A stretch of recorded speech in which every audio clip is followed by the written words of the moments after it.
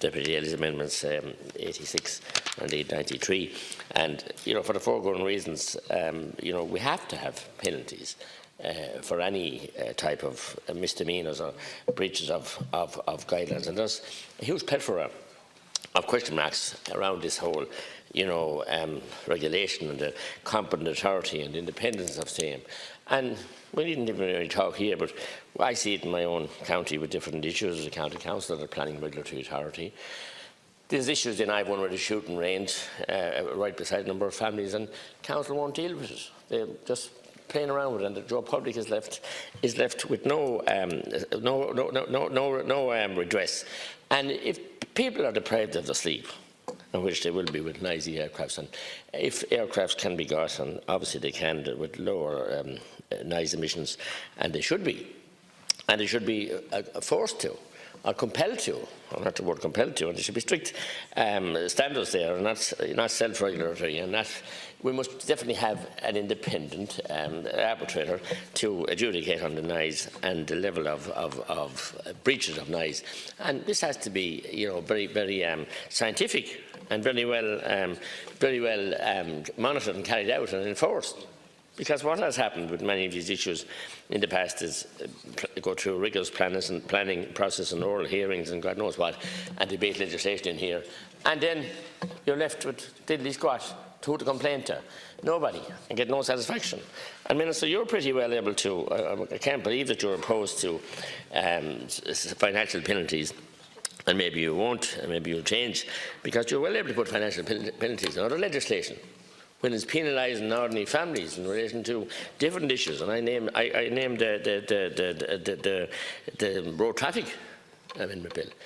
Punitive penalties on young people that want to learn how to drive and want to have their cars taken off of them and have the car seized and the parents fined, and to hell out of contact with those people in the country or in the city that want to. So in this area where there's big business, where there's big aircraft companies and big companies like that, you're reluctant to put any meaningful penalties on them. So it leads me to think, there are a lot of question marks here, as I said, about DCC and are they the right or competent authority and have the independence.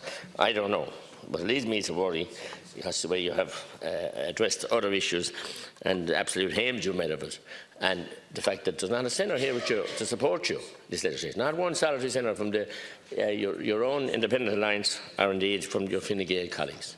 And here last night when the soccer match was on and many deputies were gone missing, you could only muster 29 votes.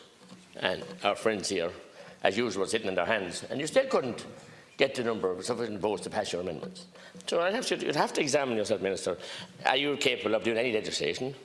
And is anybody in the Cabinet supporting you? Or does anyone have any serious respect for your procedures and your legislation? Please stick to the bill. I'm sticking to the bill.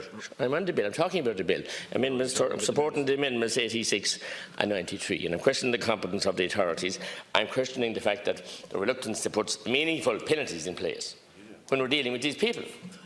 Is it the great and powerful can escape all these penalties from the rat of Minister Ross? When he was writing in the paper, he could move mountains and move and put men on the moon and back again. And now he can do diddly squat, especially when it comes to big companies. Can't get a bill like this even passed, or sections of it passed.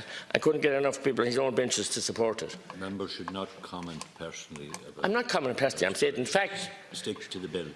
The bill is. I'm talking to amendments 86 and 93, and I'm talking about his erstwhile colleagues that are in confidence and supply. As I said before, it's all supply and no confidence. That's what it is. And we saw that last night when only that number of votes could be mustered. So people have concerns about this.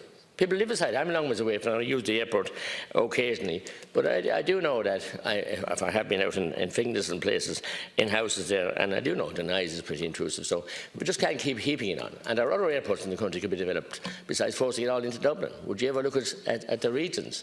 I know these amendments don't deal with that. Other amendments have and will. But nonetheless, it's all Dublin orientated. And the people in Dublin are entitled to a modicum of rest as well, to be able to go back to their duties the morning after, whether they be nursing, whether they be doctors, whether they be whatever. They need to have their sleep, and it can't be sleep deprivation. It's a war crime in times of war, so you must pay respect to it. And only one thing big business accept is financial penalties. and they don't. They're not allowed to. With this, they seem to be able to do what they like. We want to tickle them or rub, butter to effect, and that gets us over. So I think, Minister, I question your competency in stewarding this legislation through. As I said, you got the soft touch before, and the country people, to hell with them, crappies lie down. And here we are, this bill is meandering around, and you haven't a single solitary member to support you.